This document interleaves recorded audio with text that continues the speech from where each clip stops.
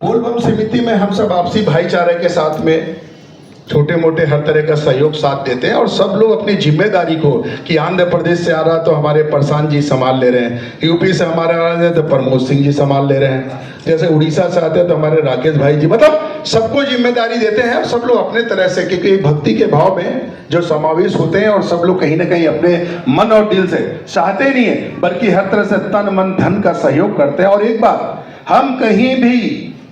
पूरे जिले प्रदेश में कभी कोई व्यक्ति आपको नहीं बोलेगा कि 4 आने का सहयोग लिया है। याद रखिए इस बात को। पूरे 18 साल के बाबा के बारात में 4 आने का सहयोग अगर कोई बोलता है और सिद्ध कर देता है, आपको बता दूं, जो बोले,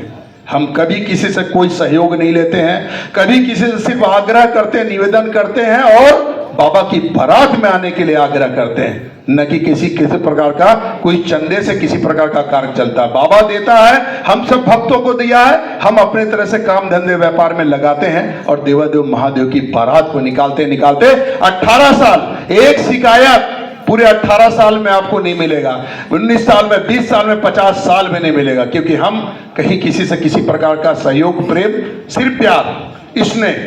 न कि पैसा। क्योंकि देखिए देवादेव महादेव है, बारात है, ये भक्ति का भाव है, श्रद्धा और विश्वास का, कहीं न कहीं देवादेव महादेव से हमारा प्रेम है। तो बाबा चाह रहे हैं, हम कर पाते हैं। और आपको बता दें कि बाबा की बारात जहां भी निकलती है पूरे देश में, तो ज्योतिर्लिंग से, चाहे महाकाल कह लीजिए ज्योतिर्लिंग से, काशी विश्वनाथ कह लीजिए ज्योतिर्लिंग से, या बाबा धाम,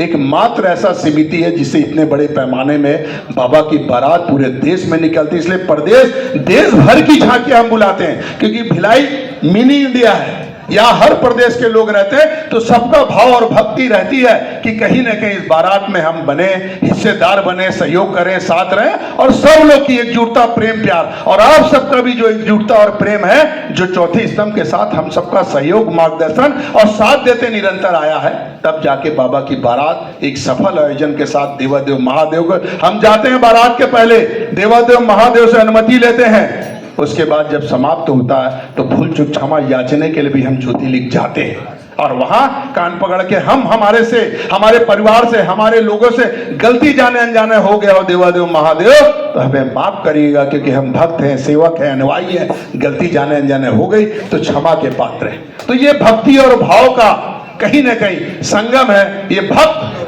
और देवादेव महादेव का, बोला भगवान और भक्त की ये कहीं ना कहीं आपस का एक प्रेम है, जिस प्रेम से देवादेव महादेव की बारात निकलते आ रही है और निरंतर जीवन पर्यंत तक ये निकलते रहेगा। धन्यवाद।